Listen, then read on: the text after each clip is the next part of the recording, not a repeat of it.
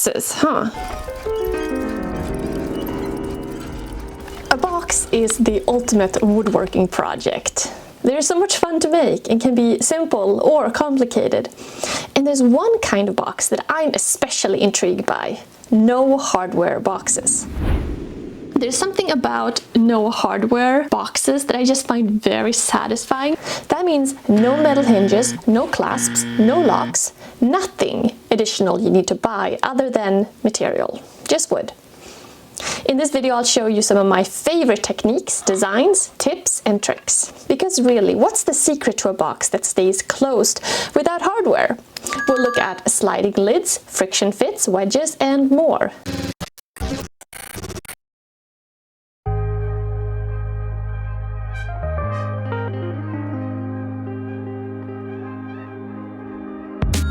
On the one hand, okay, you don't have to run to the store, you don't have to buy extra hinges and stuff like that. But there's also something about figuring out, like, how can I make the most interesting box that is only using wood? Let's start with one of the simplest and most versatile designs, friction fit.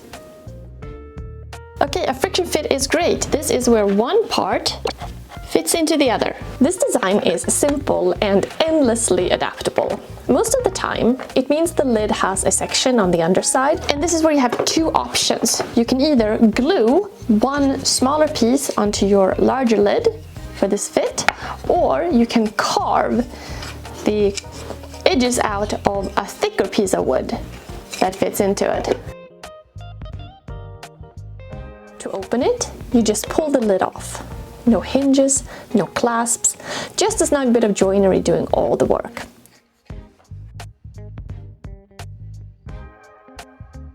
What's great is that this approach, it doesn't depend on how the box itself is constructed. I mean, whether you're using mitered corners, box joints, dovetails, or even simple butt joints, once you've got four sides and a bottom, or a round box, you can always add a fitted lid. So it's a great last-minute solution. Not to mention, in the case of a round box, you can't exactly do hinges, so unless you do a pivot or something like that, your options are more limited. When doing this design, it's often a good idea to add a knob or something to hold on to, or else it can be hard to grip. It is a good opportunity, I think, for a little detail, something ornate or simple. However, a knob means the box is no longer stackable, if that's important to you. Okay, question. How tight should the fit be? Wood isn't perfectly stable. It expands, it contracts. So I like to start with a pretty tight fit. If it ends up being too snug, you can always ease it back slightly with a block plane or some sandpaper.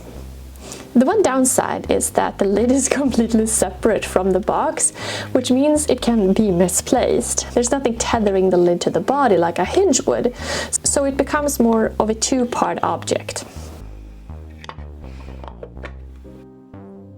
Now, most friction fit lids are designed to fit inside the box, but you can flip that logic around. For example, on the wax pots I make, the lid actually fits over the rim of the box. In that case, the lid has a recessed lip that hugs the outside of the container.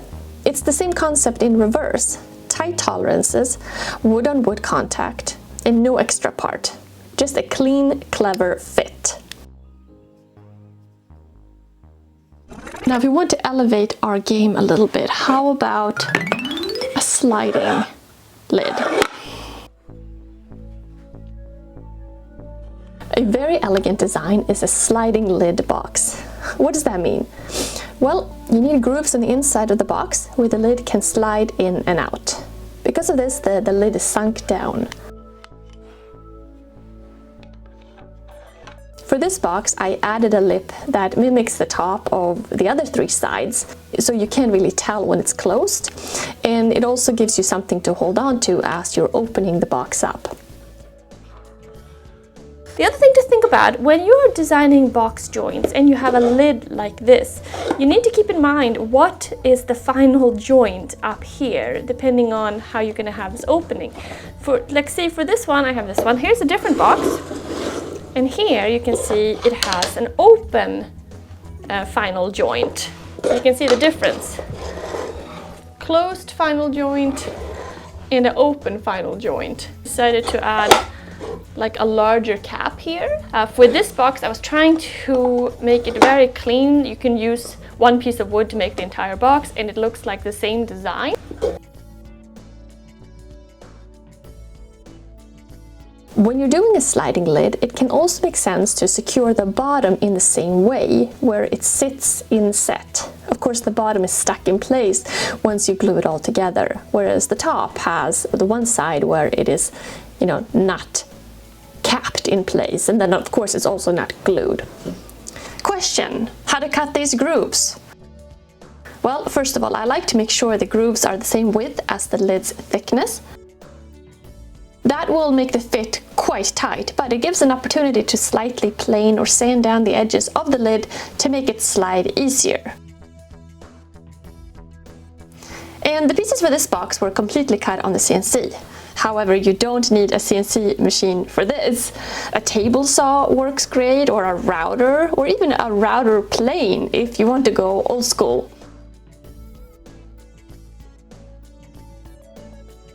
Remember to plan for the bottom fit at the same time, so each side should have 2 grooves. The other thing is to add a stop block so you don't cut the wood all the way through. Obviously you could, but it would show on the other side. Maybe not a big deal, it depends on your preferences. We actually use this type of design for our plywood boxes that we ship out our screwdrivers in. In this case, instead of a lip glued onto the front of the lid, we simply have a hole on the top, so you can grab onto that to open the lid.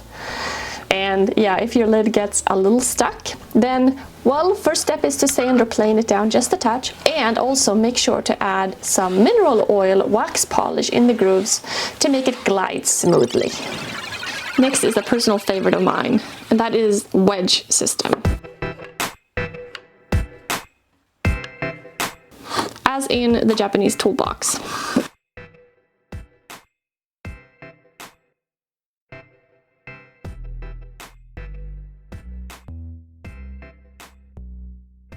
Very simple in design and an ingenious lid. Actually, the lid in this case is part of the whole design. It works in tandem with the upper rails and end caps to secure everything in place.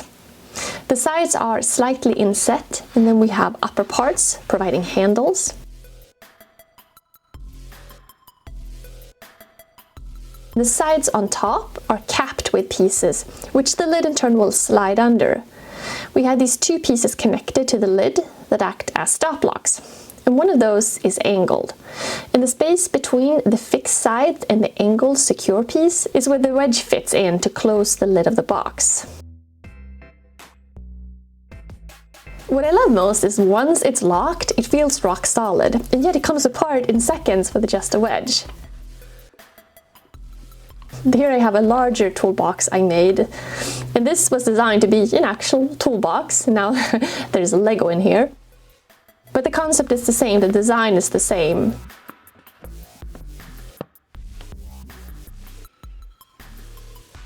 Here we have the same issue of possibly losing the lid, or more likely the wedge, because it looks like a piece of scrap wood. On this box here I added a piece of leather to the wedge, just so that I wouldn't mistake it for scrap and throw it in the bin. Plus it gives you a little something to hold on to. Next box is here. I've only actually done on the laser engraver because the joinery is so fine and precise. If you wanted to do it with hardwood and like with hand tools, I think you would have to oversize everything quite a bit.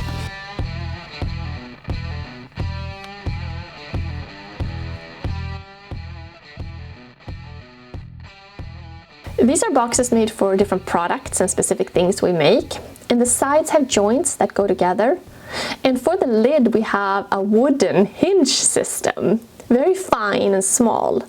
The circles are loose pieces that when combined together they get stuck, they get capped on the inside, yet they're still loose, and that's what making the mechanism possible to open and close.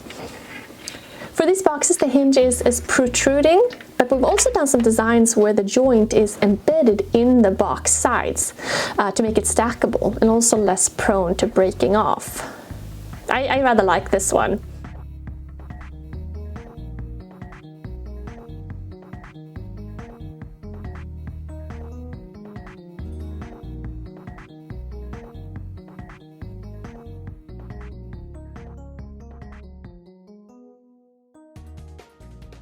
Another box design which we've used for a bunch of electronics projects is making boxes with fine wedges for closure.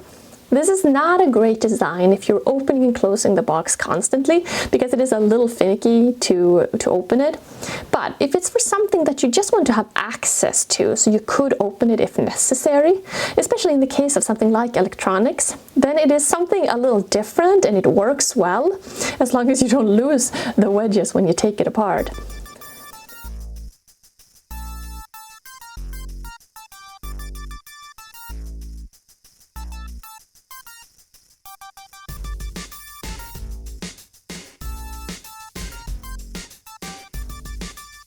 If you like the idea of a hinge system and not having the lid be completely separate from the box, but you don't have any hinges around, then another option is to play around with making your own hinge system using either wood or metal.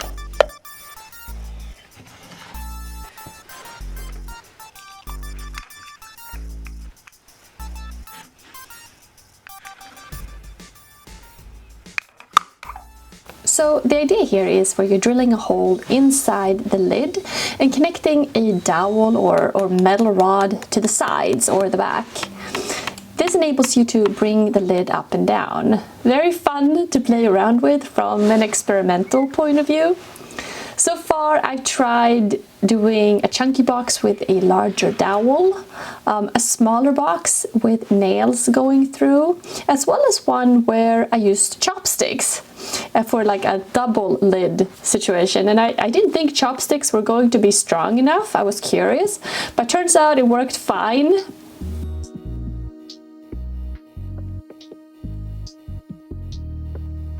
Challenge number one when using this method is making sure you drill straight. And depending on your design, you might have a bit of a distance to go through, so a drill press is useful, or some sort of jig. The other thing to keep in mind is you need to carve out some material from both the lid part and the back part where the two connect. Otherwise, you won't be able to close the lid. This is like stuck.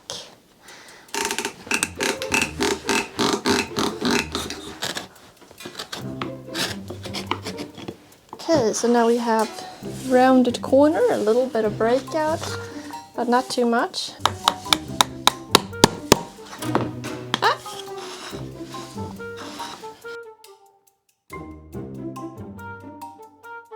But I think that's kind of cool.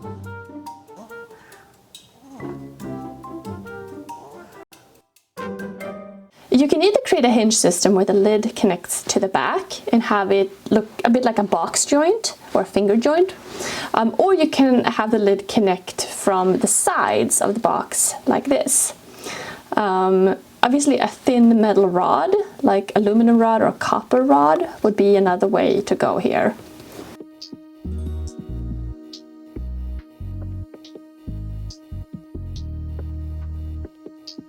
The other thing to notice is how the front of the lid is mirrored to the back in how it connects into the front of the box. Since we don't have a metal clasp here, it fits inset. That's the same design as the laser cut boxes. They also have a little lip that fits into the front of the box. So just a neat way to provide closure with just the wood. The thing is, I really like boxes. I think boxes are great for so many reasons. They're perfect to play around with joinery and techniques and just scrap wood. They also make great gifts because everybody can use a box. And they're good for your personal life when you want to organize things more. So yeah, let me know if you have any tips or ideas when it comes to making boxes without any metal hardware. Thank you so much for watching. I hope you're doing well, and I'll see you soon.